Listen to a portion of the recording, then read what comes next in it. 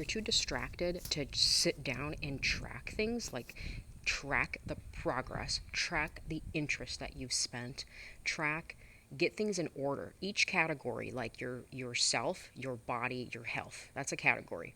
Your home, the what you've allowed to come into your home, the mess, the clutter, all of that, that's a category. Your relationships and boundaries or lack of boundaries, that's a category.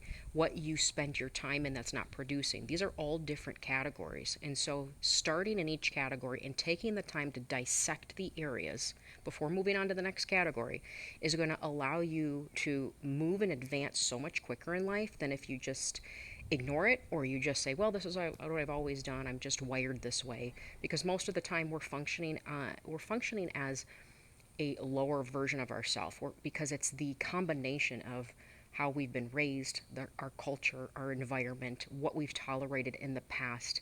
And those are all things that are triggered, or that are results of not really thinking, not really being clear. It's like you're just going through it because this is what you've always done. It feels good, it's familiar, it's normal, and when you wake up, that's when you're really dangerous. Because a woman that wakes up and says, whoa, why have I tolerated this toxic friendship? Why am I tolerating even my own habits that I know are destructive, not just to me, but to my family? Why am I tolerating, a marriage that is not blossoming the way that it should? Why am I tolerating being out of shape? Why am I tolerating, hitting shop on things that I really don't want, and it's just junk? Why am I tolerating these lower habits and attributes and behavioral patterns and these lower decisions that are producing more of this person that I really am trying to break free from? Because you're trying to blossom, you're trying to develop, you're trying to grow, you're trying to become the version of yourself that God designed for you to have. That's your assignment. Your assignment is to be who God called you to be. It's not to be who somebody thinks you are. It's not to keep everybody else together. It's not even to carry other people's burdens your whole life, because you can get distracted carrying people's loads and then thinking, I'm carrying their burden. A load is something that's theirs to carry, because after that scripture where it says carry each other's burdens, a burden's like a hardship that person went through, a loss. They're grieving, they're going through something, and you're walking with them for a period of time.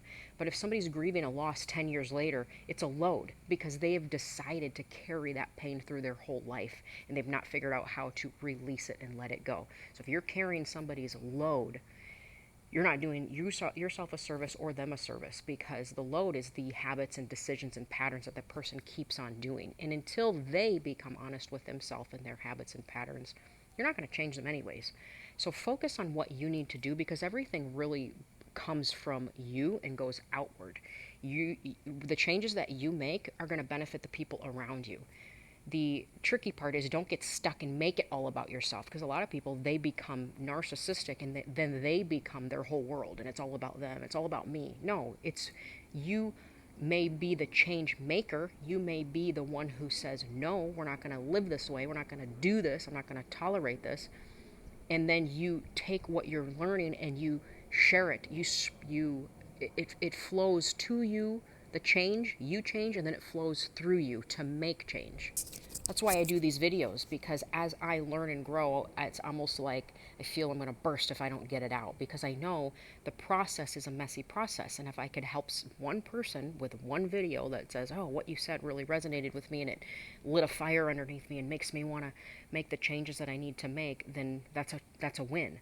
So you have to be willing to first look at yourself, sacrifice for a season, sacrifice what my old self would have said, I'm going to go get my hair done all the time because it makes me feel good. Yeah, women like to do things that make them feel good. All right, now I'm saying, no, I'm pausing. I've got other things ahead of that I want to get taken care of, that I'm going to do before I go get this done. And then I'm going to reward myself. So take the time it takes. Take the time to get things corrected, to do the work. It's not a quick thing overnight. Getting in shape is not a quick thing overnight. Getting out of debt is not a quick thing overnight. But just remember that getting in debt can be quickly overnight. Getting out of shape can be quickly overnight. I mean, one night of drinking puts you back at least a week, because it takes your body 7 days to get rid of the toxins from the alcohol. So if you're drinking every Friday, you're really never detoxing from, you're just compounding the toxins in your body, and it catches up rather quickly.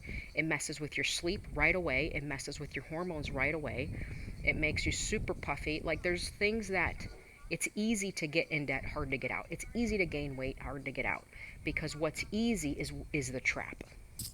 Not every day is going to be like a total win. It's not, you're not going to crush it every day. Women are not on the 24-hour cycle that men are on. So you're going to feel different, you're going to look different. Sometimes my face is puffy, sometimes it's sculpted.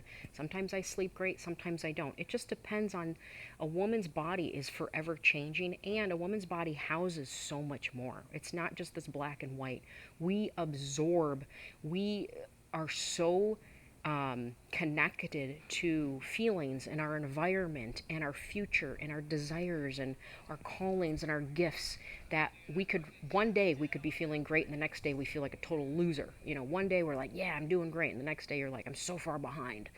So you got to get it under control and really tap into I remind myself every single day, my goals, what I'm doing, the little things. I got this. I got this. You could do this. I mean, I'm constantly renewing my mind every day, because it is so easy to fall back into old ways, old habits, the comfort. If you're not tracking things, this is why you have to track it. You have to track every day. Take a look at your bank account. Every day, take a look at your debt, what you're paying off. One week you may have not paid off a lot. The next week, maybe you paid off a ton. Track. And if you can't track daily, then at least track weekly. Give yourself, every Sunday, I'm going to track this. But I really think you should track daily if you can. Some people are like, don't look at the scale. I don't have a scale anymore, but I used to track my weight. It depends on what category you're in. If you're training and you're trying to build muscle, you're tracking every week. You're not tracking every day, but you're tracking every week. If you are paying off your debt, you're tracking that. So whatever category you're in, you're taking a look at it and you're saying, what adjustments can I make?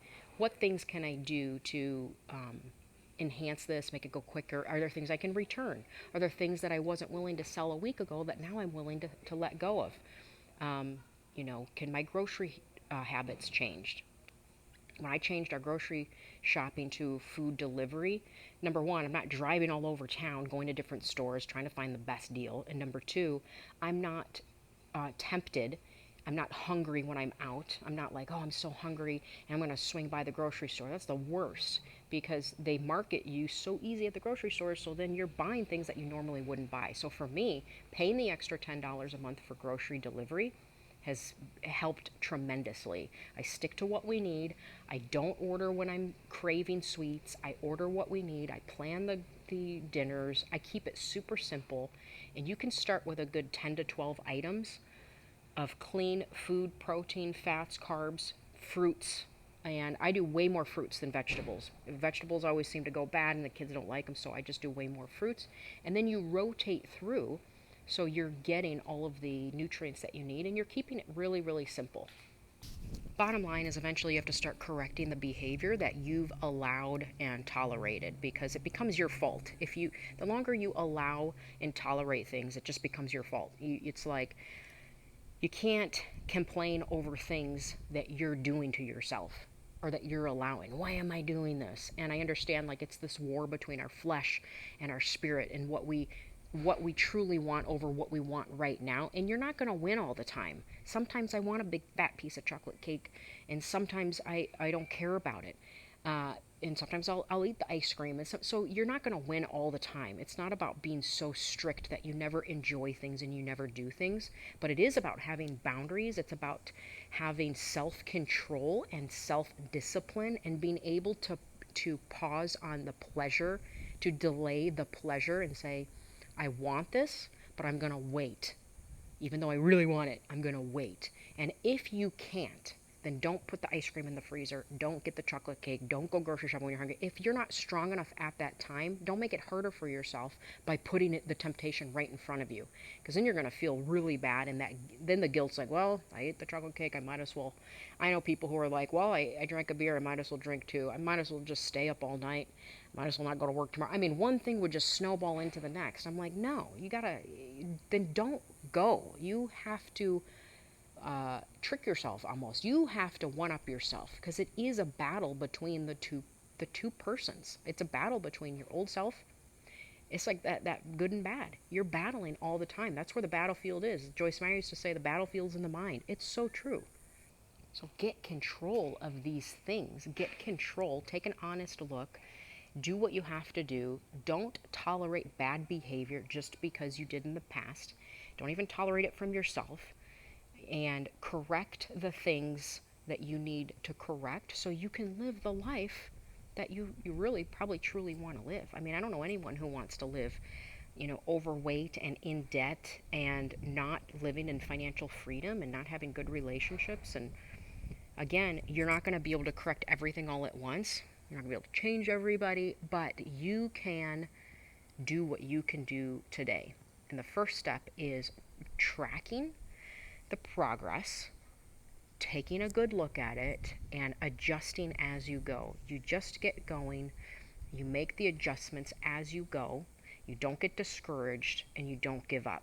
And eventually, you will see the fruits. You will one day say, wow, I have people that message me and they say, I've been working out for 4 months and I don't see anything. Keep going. Keep going and make the adjustments, because if you're working out but you're eating like junk, you're probably not going to see anything. So you have to kind of tweak things as you go. If you're like, I'm paying off debt, okay, but are you still using it? Well, of course you're not going to see anything because the interest adds on. You're not getting out of debt. You feel like you're spinning your wheels. Okay, you got to stop the bleeding. Like, stop digging a hole. You're not going to get out of a pit when you're digging a bigger hole in the bottom of it. So take an honest look, do what you have to do. If you need to downsize, if you need to pull back, cancel subscriptions, not go out to eat, get rid of one car, change your grocery service, if you need to close the credit cards, cancel them, if you need to shut your social media off for a while or at least back up, do what you need to do when you're in that transition time, and you're really going to see much more progress. And then when you start gaining perspective and you're getting strong enough, then you can make those adjustments and, keep going.